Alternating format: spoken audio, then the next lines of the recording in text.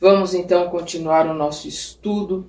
Nós paramos aqui quando Paulo coloca Simão num beco sem saída, ali para escolher praticamente entre ele e Tiago. E Simão, em vez disso, vai na tribuna e fala dos seus erros, fala da sua fragilidade, fala que negou Jesus 3 vezes. Então Simão ali se mostra dentro da sua humildade, né, que para que eles, de uma certa forma, parassem com aquela briga. E nós vemos aqui, nós paramos na semana passada, quando o Emmanuel fala da oração de Pedro, né? Pedro termina a fala e ele faz uma oração. Pedro orou com santificado fervor e a comunidade sentiu-se envolvida em benéficas vibrações de paz. O incidente a todos deixara tal ou qual perplexidade, mas as atitudes prudentes e afáveis do pescador, né, de Simão, conseguiram manter a coesão geral, a união geral, a respeito do Evangelho para a continuação das tarefas santificantes. Depois de observar a plena reconciliação de Paulo e Barnabé, Simão Pedro regressou a Jerusalém com os mensageiros de Tiago. Em Antioquia, a situação continuou instável. As discussões estéreis prosseguiam acesas. A influência judaizante combatia a gentilidade e os cristãos livres opunham resistência formal ao convencionalismo preconceituoso. O ex-rabino, entretanto, Paulo, não descansava. Convocou reuniões nas quais esclareceu as finalidades da Assembleia de Simão, da Assembleia que Simão lhes prometera em Jerusalém na primeira oportunidade. Vamos lembrar que Simão colocou para Paulo de se fazer uma Assembleia, se reunir todos lá uma reunião na Assembleia de Jerusalém, na Igreja de Jerusalém, para discutir a questão dos gentios, a questão de precisa ou não precisa ser circuncidado. E aí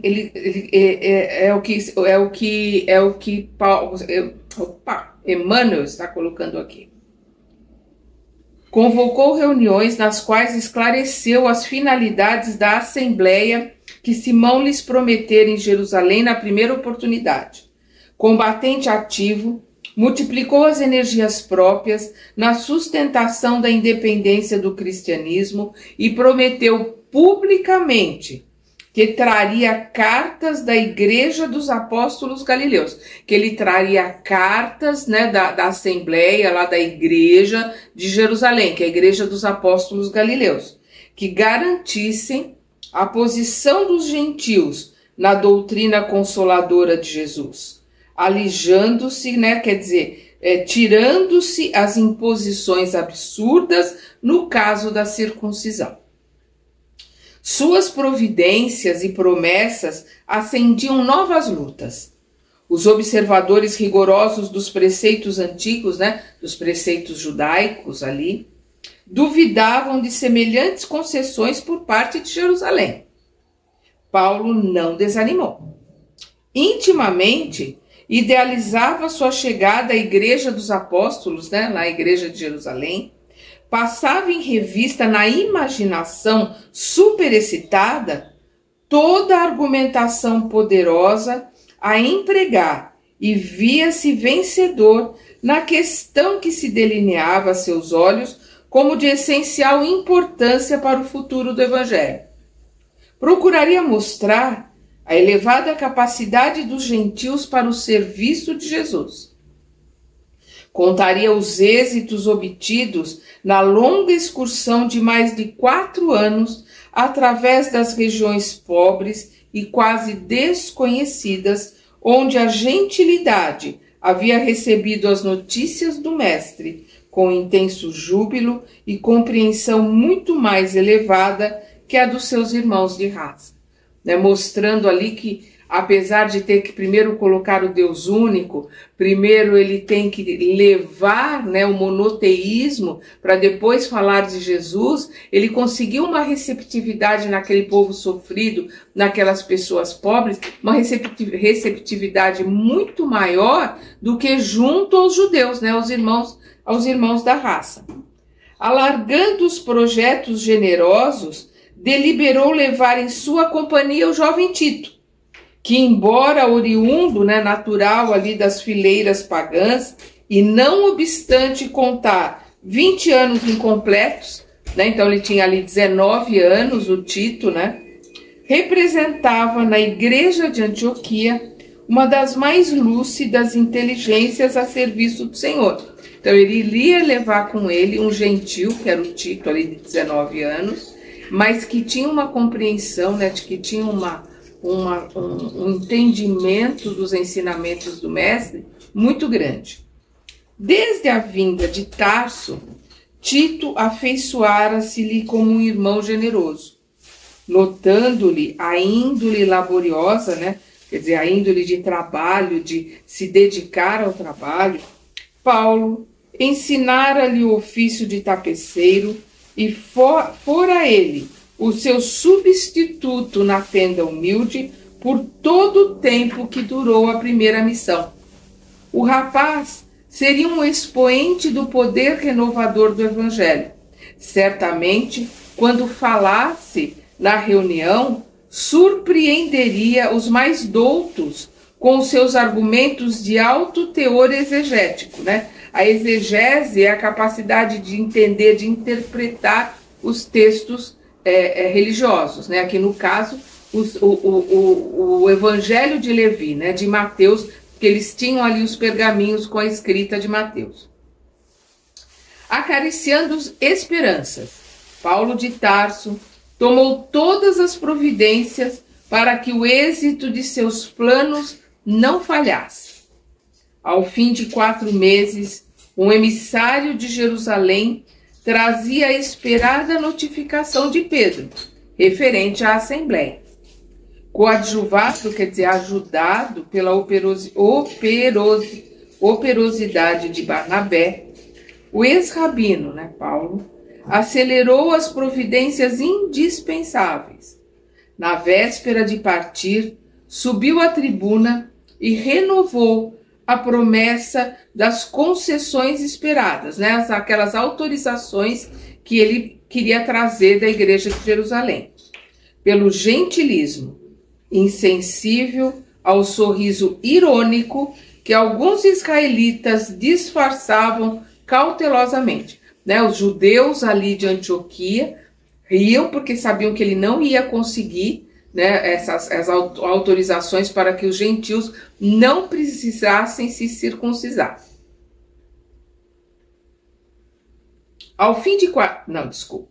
Na manhã imediata, a pequena caravana partiu. Compunham-na Paulo e Barnabé, Tito e mais 2 irmãos, que os acompanhavam em caráter de auxiliares. Fizeram uma viagem vagarosa, escalando em todas as aldeias para as pregações da Boa Nova, disseminando curas e consolações, né? Dando paradas nas aldeias para pregar as lições do Mestre, para ensinar o Evangelho e para curar as pessoas. Nós estamos aqui mais ou menos no ano 49, no ano 50. Depois de muitos dias, chegaram a Jerusalém, onde foram recebidos por Simão, com inexcedível contentamento. Em companhia de João, o generoso apóstolo ofereceu-lhes fraternal acolhida. Ficaram todos no departamento em que se localizavam numerosos necessitados e doentes. Paulo e Barnabé examinaram as modificações introduzidas na casa. Outros pavilhões, embora humildes, estendiam-se além, cobrindo não pequena área. Então ali era uma área bem grande que se estendeu aqueles pavilhões, né? Os serviços aumentaram muito, eles aumentaram muito a casa, estavam atendendo mais pessoas. Isso significa um gasto maior, né? Uma necessidade de doações, uma necessidade maior de dinheiro para poder cuidar de todas essas pessoas. Os serviços aumentaram, explicava Simão bondosamente. Os enfermos que nos batem às portas multiplicam-se todos os dias. Foi preciso construir novas dependências. Então, Pedro mostrando ali para Paulo, né, a necessidade que ele tem, né, da ajuda dos judeus, da ajuda dos fariseus com o dinheiro, para que eles pudessem continuar o trabalho, para que eles pudessem aumentar como eles aumentaram, para que eles pudessem socorrer aquelas pessoas. A fileira de catres, né, de leitos, parecia não ter fim. Aleijados e velhinhos distraíam-se ao sol entre as árvores amigas do quintal. Paulo estava admirado com a amplitude das obras, o quanto aquelas obras, o quanto aquele trabalho junto aos necessitados tinha aumentado ali em Jerusalém. Daí a pouco, Tiago e outros companheiros vinham saudar os irmãos da instituição antioquiana. O ex-rabino, né, Paulo, fixou o apóstolo é Tiago, né? Tiago menor, irmão de Levi, de Mateus. Então, o ex-rabino fixou o apóstolo que chefiava as pretensões do judaísmo. O filho de Alfeu, né? Alfeu é pai de Tiago menor e de Levi, né? Mateus. Então, o filho de Alfeu aparecia-lhe agora radicalmente transformado. Suas feições eram de um mestre de Israel. Emmanuel coloca aqui entre aspas. Então, as feições dele eram de um fariseu, né? De um rabino, de um mestre de uma sinagoga. Suas feições eram de um mestre de Israel, com todas as características indefiníveis dos hábitos farisaicos. Não sorria. Então, aquela ser circunspecto, sério, aquela colocação, aquela máscara, né, que o Paulo já conhecia tão bem, né, dos fariseus, né, dos doutores da lei, né, para se mostrarem ali uma superioridade. E isso é uma coisa que todos nós temos que tomar muito cuidado, porque infelizmente em todos os templos, inclusive nas casas espíritas, muitas pessoas têm uma máscara. Elas entram no centro, elas entram na casa espírita, ou entram no templo, seja qual for a religião, as pessoas botam aquela máscara de bonzinho. Fala mais manso, chama todo mundo de irmão, fala mansinho, queridinho, amadinho, amorzinho. É uma máscara, é uma hipocrisia, porque as pessoas acham que ali elas têm que ser diferentes. Elas tentam mostrar que elas são diferentes das outras pessoas quando não são. Então era exatamente o que os fariseus faziam, por isso que Jesus chama de sepulcros caiados, né? Brancos, pintados, limpos por fora, mas podres por dentro. Então, voltando aqui. Não sorria. Os olhos deixavam perceber uma presunção de superioridade que raiava pela indiferença. Seus gestos eram medidos como os de um sacerdote do templo, nos atos cerimoniais. O tecelão de Tarso, Paulo, tirou suas ilações, né, as suas conclusões íntimas e esperou a noite em que se iniciariam as discussões preparatórias. À claridade de algumas tochas, sentavam-se em torno de extensa mesa diversas personagens que Paulo não conhecia. Vamos lembrar que antes dele ir para Antioquia, ele conheceu todos aqueles que trabalhavam ali em Jerusalém. Então ele estava vendo pessoas ali naquela reunião que ele não conhecia. Eram novos cooperadores da igreja de Jerusalém, explicava Pedro com bondade. O ex-rabino, Paulo, e Barnabé não tiveram boa impressão à primeira vista. Os desconhecidos assemelhavam-se a figuras do sinédrio, na sua posição hierárquica e convencional. Então, ele estava parecendo mais uma reunião do sinédrio, né, uma reunião judaica, do que uma reunião de trabalhadores do evangelho. Chegados ao recinto, o convertido de Damasco, Paulo, experimentou sua primeira decepção. Observando que os representantes de Antioquia se faziam acompanhar por um jovem, Tiago adiantou-se e perguntou. Tiago, menor, né? Falando aqui. Irmãos, é justo saibamos quem é o rapaz que trazeis a este cenáculo discreto. Né? Cenáculo, lugar de reunião, né? Ali. Nossa preocupação é fundamentada nos preceitos da tradição que manda examinar a procedência da juventude a fim de que os serviços de Deus não sejam perturbados. Tradição, colocação judaica, mosaica. Este é o nosso valoroso colaborador de Antioquia, explicou Paulo, entre orgulhoso e satisfeito. Chama-se Tito e representa uma de nossas grandes esperanças na seara de Jesus Cristo. O apóstolo, né, Tiago, fixou-o sem surpresa e tornou a perguntar: é filho do povo eleito? Paulo responde: é descendente de gentios, afirmou o ex-rabino quase com altivez, quase que de uma forma orgulhosa. Circuncidado? Interrogou o filho de Alfeu ciosamente, né? Interrogou ali Tiago zelosamente. Não. E aí Paulo aqui foi seco, né? Não.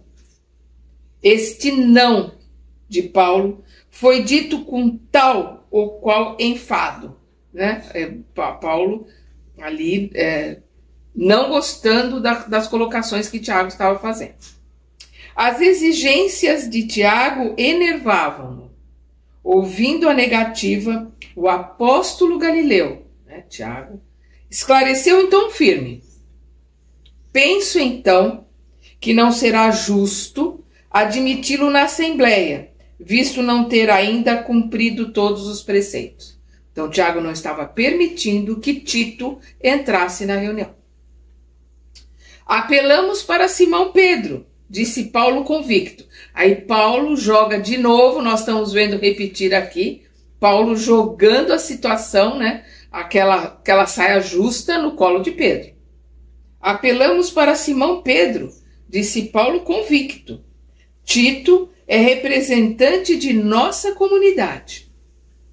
O ex-pescador de Cafarnaum estava lívido, né? Simão estava pálido. Colocado entre os dois grandes representantes do judaísmo e da gentilidade. Do judaísmo, Tiago, da gentilidade, Paulo. Tinha que decidir cristamente o impasse inesperado. Com sua intervenção direta, como sua intervenção direta demorasse alguns minutos, o tecelão tarcense continuou. Paciência não é uma virtude de Paulo, né? A gente já deu para conhecer bem, né, o jeito de Paulo. Né? Pedro demorou para se posicionar, o Paulo continuou. Aliás, palavras de Paulo, aliás, a reunião deverá resolver estas questões palpitantes, a fim de que se estabeleçam os direitos legítimos dos gentios. Simão, porém, conhecendo ambos os contendores, quer dizer, conhecendo Tiago e conhecendo Paulo, deu-se pressa em opinar, exclamando em tom conciliador. Simão Pedro é sempre conciliador. Palavras de Simão. Sim, o assunto será objeto de nosso atencioso exame na Assembleia. E dirigindo-se intencionalmente o olhar ao ex-rabino, né, a Paulo, prosseguia explicando. Continuam as palavras de Simão. Apelas para mim e aceito o recurso. No entanto, devemos estudar a objeção de Tiago mais detidamente. Trata-se de um chefe dedicado desta casa e não seria justo desprezar-lhe os préstimos. De fato, o conselho discutirá esses casos, mas isto significa que o assunto ainda não está resolvido. Proponho, então, que o irmão Tito seja circuncidado amanhã, para que participe dos debates com a inspiração superior que lhe conheço. E tão só com essa providência, os horizontes ficarão necessariamente aclarados para a tranquilidade de todos os discípulos do Evangelho. Então nós vemos aqui Simão Conciliador, respeitoso ao trabalho de Tiago. Ele sabe que depende, o fato da Assembleia de Jerusalém estar aberta, eles poderem ter aumentado, eles poderem socorrer todas aquelas crianças, aqueles velhos, aqueles doentes, aqueles necessitados, dependia única e exclusivamente do Tiago ser ligado às tradições judaicas. Nós não podemos esquecer que quando Saulo, primeira vez que ele vai ali na igreja de Jerusalém, ele prende todo mundo, ele não prende Tiago, porque Tiago estava lendo a Torá, né, de joelhos, no chão, numa reverência perante a Torá. Então, graças a isso, Tiago não foi preso. E graças às colocações de Tiago, a igreja de Jerusalém se manteve aberta e recebia dinheiro dos judeus para poder socorrer as pessoas. Então, Simão, ali naquela situação, ele não podia, pura e simplesmente por causa dessa contenda, fechar a igreja de Jerusalém, perder aquela condição que ele tinha ali de poder ajudar as pessoas. Ele está numa situação difícil. Então, por isso que ele está aqui colocando o valor do trabalho, né, o valor do conhecimento e da postura de Tiago. Vamos continuar. A sutileza do argumento removeu os empecilhos. Se não agradou a Paulo, satisfez a maioria e regressando o jovem de Antioquia para o interior da casa, a assembleia começou pelas discussões preliminares. Então, Tito não pôde entrar na assembleia, ali na reunião, voltou para o interior da casa. O ex-rabino estava taciturno, né, silencioso, triste e abatido. A atitude de Tiago, os novos elementos estranhos ao evangelho, que teriam de votar na reunião, o gesto conciliador de Simão Pedro desgostavam-no profundamente. Aquela imposição, no caso de Tito, figurava-lhe um crime. Tinha ímpetos de regressar a Antioquia, acusar de hipócritas e, abre aspas, sepulcros caiados, fecha aspas, que foi a colocação que Jesus fez, né? Os irmãos judaizantes. Então, repetindo aquela imposição, no caso de Tito, figurava-se-lhe um crime. Tinha ímpetos de regressar a Antioquia, acusar de hipócritas e sepulcros caiados os irmãos judaizantes. Todavia, as cartas de emancipação que havia prometido aos companheiros da gentilidade, quer dizer, e as cartas que ele prometeu para os companheiros da gentilidade, que ele traria essas cartas dizendo que eles não precisariam serem circuncidados. Ele havia prometido. Como é que ele ia fazer? Não seria mais conveniente recalcar seus melindres feridos por amor aos irmãos de ideal, né, aos gentios, aos irmãos que estavam aguardando por essa solução? Não seria mais justo aguardar deliberações definitivas e humilhar-se? Né? Então nós estamos vendo ali Paulo entendendo que ele precisava ser mais humilde para tentar conseguir aquilo que ele veio buscar.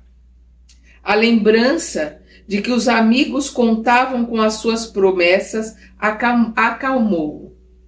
Fundamente desapontado, o convertido de Damasco, né, Paulo, acompanhou atento os primeiros debates. As questões iniciais davam ideia das grandes modificações que procuravam introduzir no Evangelho do Mestre.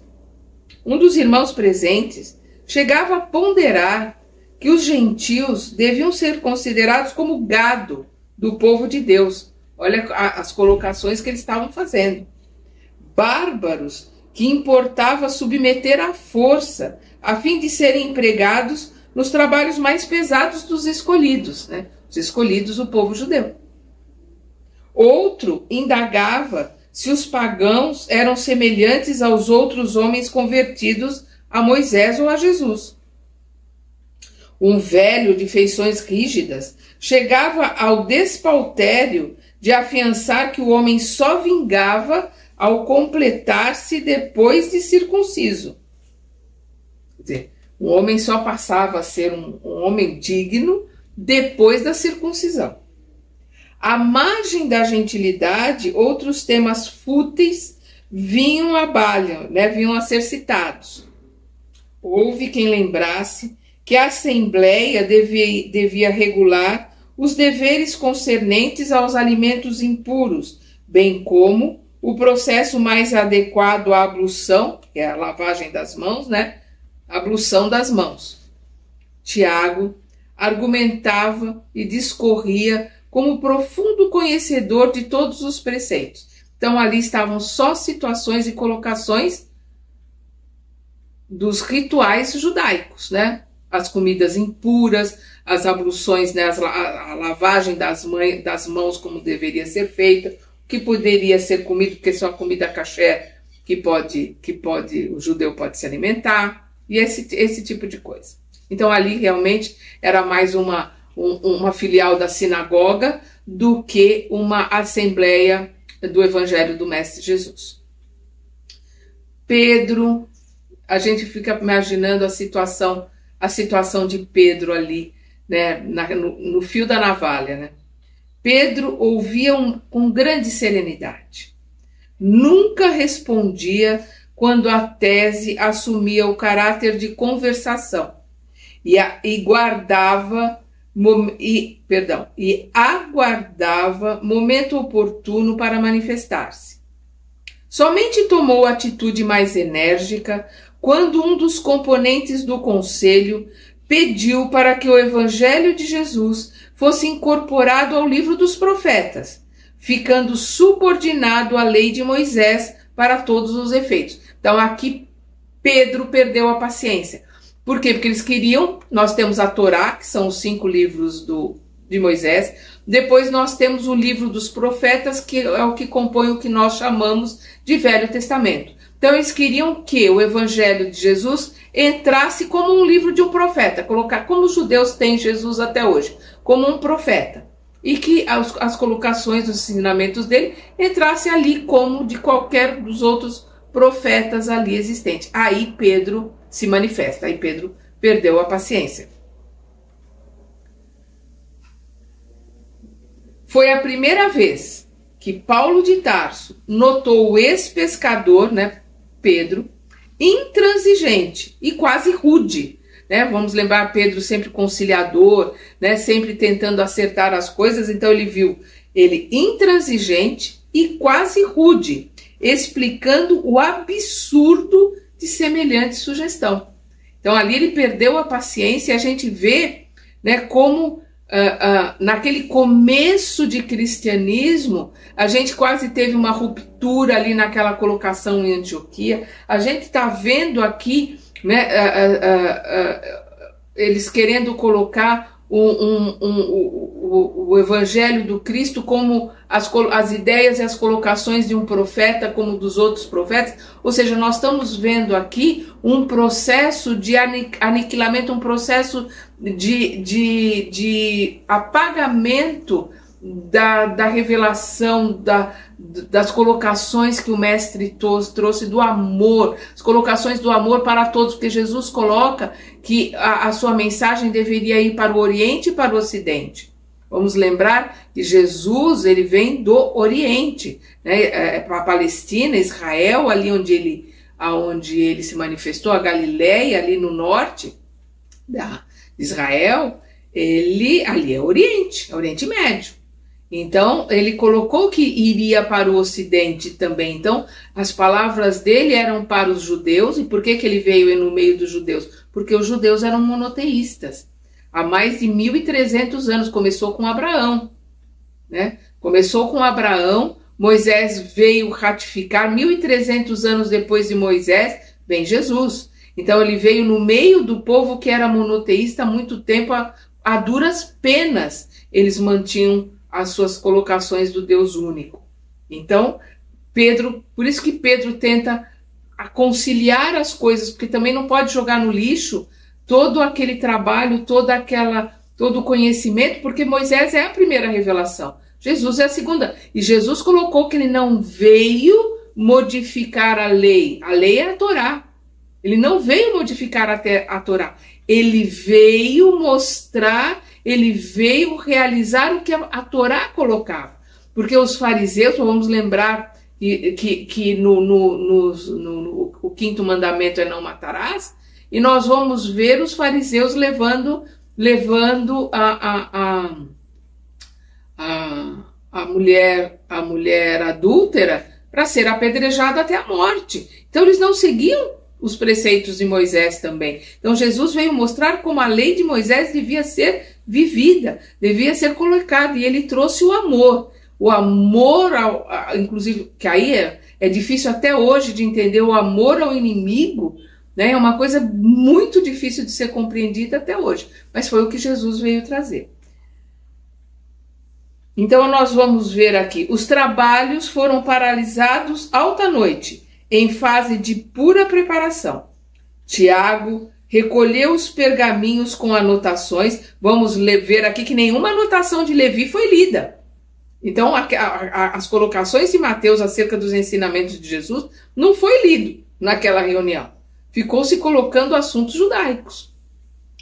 Então, Tiago recolheu os pergaminhos com anotações, orou de joelhos e a assembleia dispersou-se para a nova reunião no dia imediato.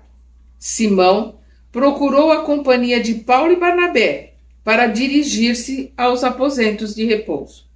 O tecelão de Tarso estava consternado, né? Paulo estava ali desmontado mesmo. A circuncisão de Tito surgia-lhe como uma derrota dos seus princípios intransigentes. Não se conformava, fazendo sentir ao ex-pescador, né, a Simão, a extensão de suas contrariedades. Mas que venha a ser tão pequena concessão, interrogava o apóstolo de Cafarnaum, sempre afável, em face do que pretendemos realizar. Então Simão colocando para ele, o que vem a ser uma concessão, o que vem a ser Tito ser circuncidado, para que a gente possa trabalhar, para que a gente possa realizar, para que a gente possa buscar um consenso, quer dizer, dentro do trabalho, dentro de tudo que eles têm para realizar e para fazer, isso não é nada. Isso é uma concessão que dá para ser feita, né? Então Simão mostrando ali o quanto ele quer ser conciliador. Então, voltando aqui. Mas que venha a ser tão pequena concessão, interrogava o apóstolo de Cafarnaum, sempre afável, em face do que pretendemos realizar? Precisamos de ambiente pacífico para esclarecer o problema da obrigatoriedade da circuncisão. Não firmaste compromisso com o gentilismo de Antioquia? Perguntando para Paulo, você não firmou o compromisso que você levaria uma solução para eles? Paulo recordou a promessa que fizera aos irmãos e concordou. Paulo falando, né? Sim, é verdade. Aí nós vamos ver Simão colocando. Reconheçamos, pois, a necessidade de muita calma para chegar a soluções precisas. Né? A ponderação de Simão Pedro. Simão Pedro continua. As dificuldades nesse sentido não prevalecem tão só para a igreja de Antioquia. As comunidades de Cesareia, de Jope, bem como as de outras regiões, encontram-se atormentadas por esses casos transcendentes. Bem sabemos que todas as cerimônias externas são de evidente inutilidade para a alma, mas, tendo em vista os princípios respeitáveis do judaísmo, não podemos declarar guerra de morte às suas tradições de um momento para outro. Será justo lutar com muita prudência, sem ofender rudemente a ninguém. Então ele está tentando ali que as coisas se resolvam de uma forma conciliatória, de uma forma que nem os judeus convertidos ao cristianismo, nem os gentios convertidos ao cristianismo sejam prejudicados, que não se perca os judeus convertidos e não se perca os gentios convertidos também. Simão Pedro está sendo muito sensato. O ex-rabino, Paulo, escutou as admoestações do apóstolo e, recordando as lutas a que ele próprio assistira no ambiente farisaico, pôs-se a meditar silenciosamente, lembrando do tempo dele de rabino, ali de fariseu, lembrando das artimanhas, das colocações do farisaísmo, ele ficou ali pensando. Mais alguns passos e atingiram a sala transformada em dormitório de Pedro e João, onde dormiam Pedro e João, que vai ser chamado João Evangelista, onde iria dormir também Paulo e Barnabé. Entraram. Enquanto Barnabé e o filho de Zebedeu é João, se entregaram à animada palestra, Paulo sentou-se ao lado do ex-pescador, Simão, mergulhando-se em profundos pensamentos. Depois de alguns instantes, o ex-doutor da lei, saindo da sua abstração, chamou Pedro, murmurando: custa-me concordar com a circuncisão de Tito, mas não vejo outro recurso. Atraídos por aquela confissão, Barnabé e João puseram-se também a ouvi-lo atentamente. Mas, curvando-me à providência, continuou com inexcedível franqueza, Paulo continua falando aqui, franco como ele é sempre, o tempo todo. Não posso deixar de reconhecer no fato uma das mais altas demonstrações de fingimento. Quer dizer, está colocando aqui uma das grandes demonstrações de hipocrisia, que é o grande problema do farisaísmo. E é o que Paulo está colocando aqui. Concordarei naquilo que não aceito de modo algum. Quase me arrependo de ter assumido compromissos com os nossos amigos de Antioquia. Não supunha que a política abominável das sinagogas houvesse invadido totalmente a igreja de Jerusalém. O filho de Zebedeu, João, fixou no convertido de Damasco os olhos muito lúcidos, ao passo que Simão respondeu serenamente, como sempre, a serenidade de Simão Pedro. A situação é, de fato, muito delicada, principalmente depois do sacrifício de alguns companheiros mais amados e prestimosos. As dificuldades religiosas em Jerusalém multiplicaram-se todos os dias. Vamos lembrar que o primeiro a ser sacrificado foi Estevão, o segundo no ano 40, Estevão foi 34 mais ou menos, no ano 40 foi Tiago maior, irmão de João, filho de Zebedeu, que foram esses primeiros mártires, mas outros que foram açoitados, outros que foram expulsos ali de Jerusalém, outros que perderam tudo, porque eles eram expulsos da sinagoga, então perdiam tudo que tinha. Então muitos já tinham sido sacrificados para que eles mantivessem aquela igreja ali, para que eles mantivessem aquele auxílio às pessoas dali. É isso que Simão está colocando. Por isso que ele diz, principalmente depois do sacrifício de alguns companheiros mais amados e prestimosos, as dificuldades religiosas em Jerusalém multiplicam-se todos os dias. E, vagueando o olhar pelo aposento, como se quisesse traduzir fielmente o seu pensamento, continua as palavras de Pedro. Quando se agravou a situação, cogitei da possibilidade de me transferir para outra comunidade. Em seguida, pensei em aceitar a luta e reagir.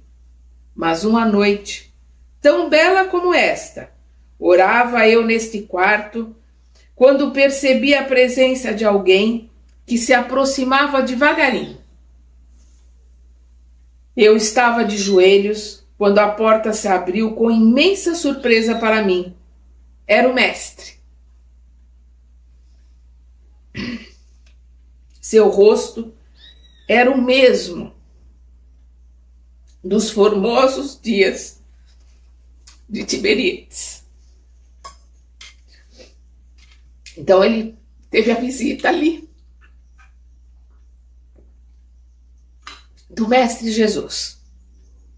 Fitou-me grave e terno e falou, abre aspas, Pedro, atende aos filhos do Calvário antes de pensar nos teus caprichos. Fecha aspas.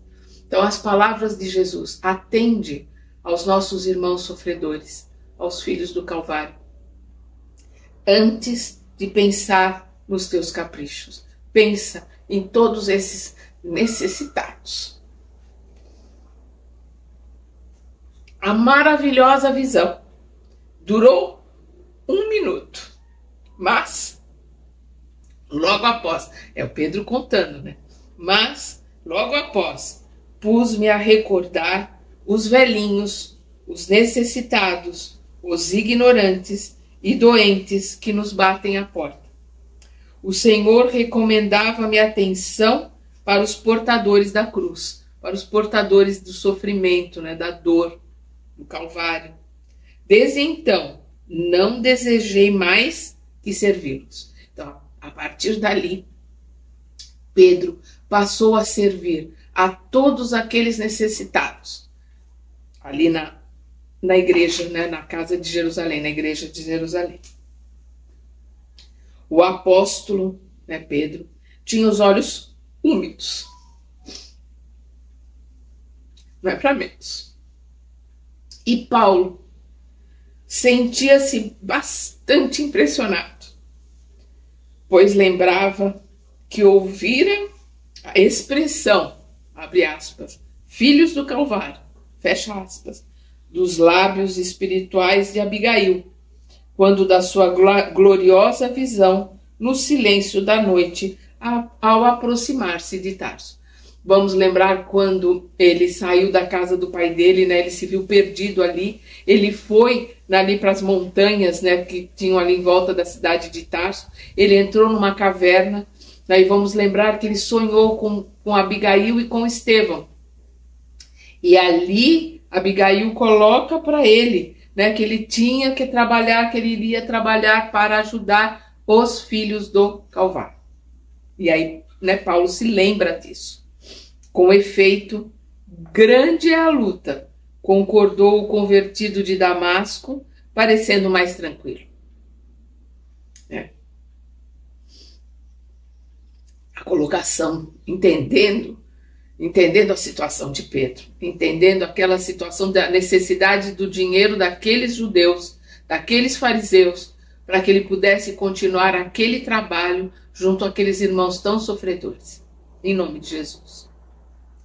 E mostrando-se convicto da necessidade de examinar o realismo da vida comum, não obstante a beleza das prodigiosas manifestações do plano invisível, voltou a dizer, Paulo aqui, né? Então ele parou, colocou com efeito grande a luta, né? Paulo entende, se colocou mais tranquilo, mas ele se colocou ali pensando, por isso que ele diz, convicto da necessidade de examinar o realismo, de examinar as necessidades. Eles precisam de dinheiro, eles precisam poder cuidar desses doentes. Aí Paulo coloca, palavras de Paulo, entretanto, precisamos encontrar um meio de libertar as verdades evangélicas do convencionalismo humano, né? As verdades do evangelho do Cristo, dos ensinamentos do Cristo, do convencionalismo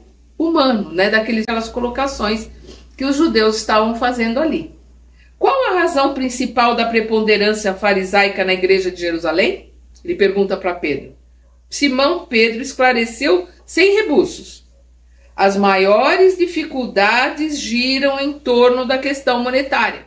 A questão é o dinheiro. Eles precisam da ajuda financeira desses fariseus.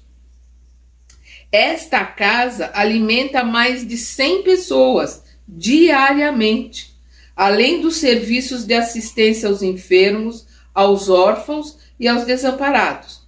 Para a manutenção dos trabalhos, são indispensáveis muita coragem e muita fé, porque as dívidas contraídas com os socorredores das cidades são inevitáveis, né? É um gasto muito grande que eles têm ali. Mas os doentes, interrogou Paulo atencioso, não trabalham depois de melhorados?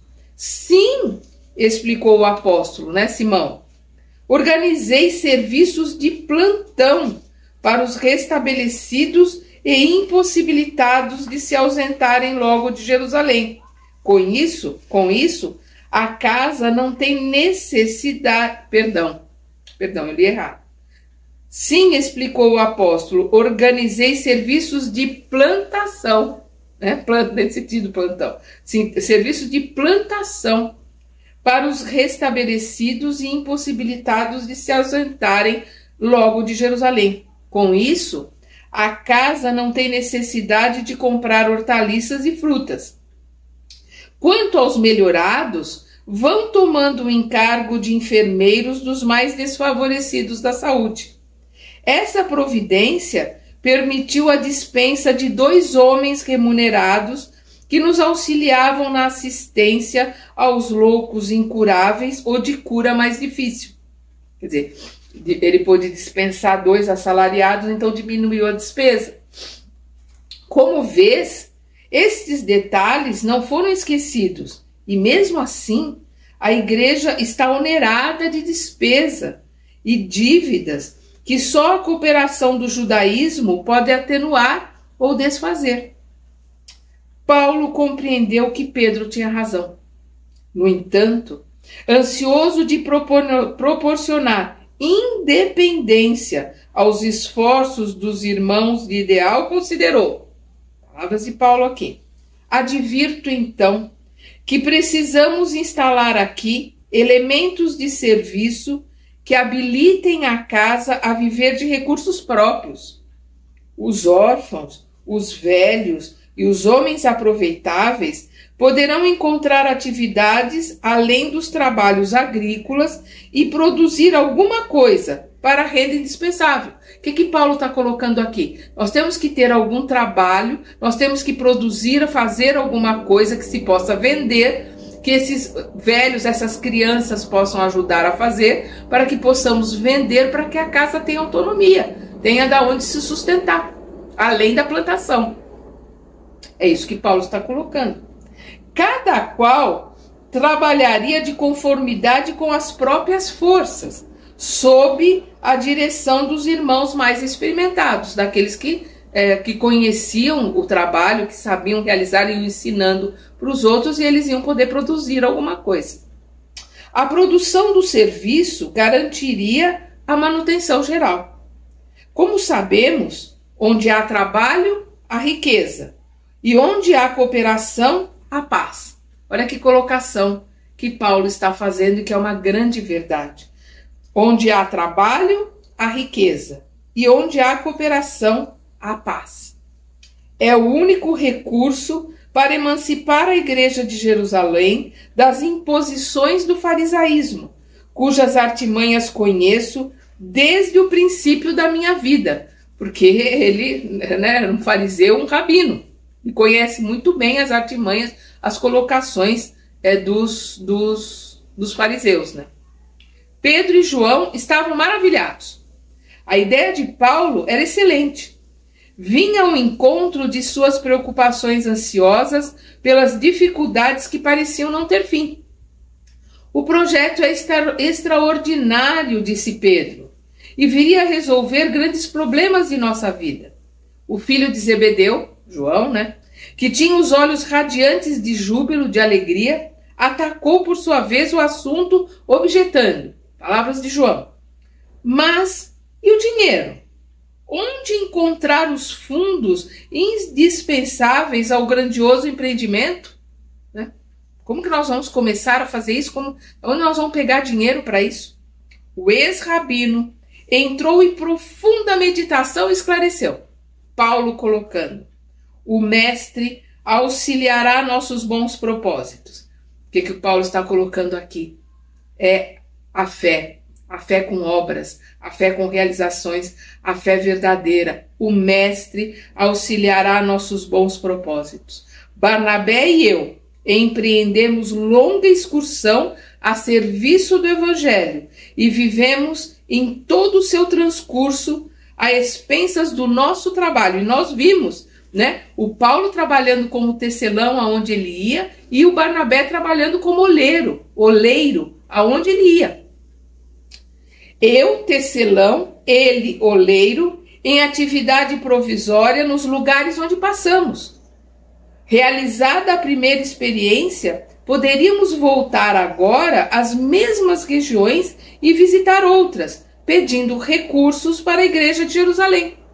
Provaríamos nosso desinteresse pessoal, vivendo à custa de nosso esforço, e recolheríamos as dádivas por toda a parte, conscientes de que, se temos trabalhado pelo Cristo, será justo também pedir-nos por amor ao Cristo. Então, ir a todos os lugares onde eles fundaram igrejas, onde eles montaram assembleias e outras aonde que eles irão ainda, e nesses lugares pedir dinheiro, pedir ajuda e mandar esse dinheiro para a igreja de Jerusalém. Eles se sustentam com o trabalho deles e pegam tudo que eles conseguirem angariar e mandam para a igreja de Jerusalém, para a igreja se desvencilhar dos fariseus, né, do judaísmo crescente ali. A coleta viria estabelecer a liberdade do evangelho em Jerusalém, porque representaria o material indispensável a edificações definitivas no plano do trabalho remunerador. Estava esboçado assim o programa a que o generoso apóstolo da gentilidade, né, o apóstolo da gentilidade é Paulo, então o programa que o generoso apóstolo da gentilidade, Paulo de Tarso, haveria de submeter-se pelo resto dos seus dias. A partir desse momento, pelo resto da sua vida, ele iria pedir dinheiro, angariar fundos e mandar para a igreja de Jerusalém. Esse foi o trabalho de toda a vida dele. No seu desempenho, teria de sofrer as mais cruéis acusações, mas, no santuário do seu coração devotado e sincero, Paulo, de par com os grandiosos serviços apostólicos, levaria a coleta em favor de Jerusalém até o fim da sua existência terrestre. Ouvindo-lhe os planos, Simão levantou-se e abraçou-o, dizendo comovido, palavras de Simão, sim, meu amigo, não foi em vão que Jesus te buscou pessoalmente às portas de Damasco. Então Simão colocando ali, não foi à toa, não foi em vão que Jesus te escolheu. E vamos lembrar que Jesus coloca para Ananias, quando pede para Ananias ir curar Saulo. Ele fala para Ananias que Saulo era um vaso escolhido. E aí a gente precisa lembrar que vaso é aquele barro que é batido, que é socado, né, que é trabalhado para ser transformado no vaso. E a hora que consegue montar o vaso, ele vai para o forno a altíssimas temperaturas. É a esse processo que Jesus estava colocando ali, que Paulo é o vaso escolhido. Então, as palavras de Pedro. Sim, meu amigo, não foi em vão que Jesus te buscou pessoalmente às portas de Damasco. Fato pouco vulgar na sua vida, quer dizer, fato pouco comum na sua vida, Paulo tinha os olhos rasos de pranto. Poucas vezes a gente vê Paulo aos prantos, né? Isso é pouco comum. Mas as palavras de Pedro mexeram com Paulo. Fitou o ex-pescador, né? Fitou Pedro de modo significativo, considerando intimamente suas dívidas de gratidão ao Salvador, e murmurou: não farei mais que meu dever. Nunca poderei esquecer que Estevão saiu dos catres desta casa, dos leitos desta casa, os quais já serviram igualmente para mim próprio. Vamos lembrar que ele foi dormir, foi ficar na cama que Estevão usava. Todos estavam extremamente sensibilizados. Barnabé comentou a ideia com entusiasmo e enriqueceu o plano de numerosos pormenores.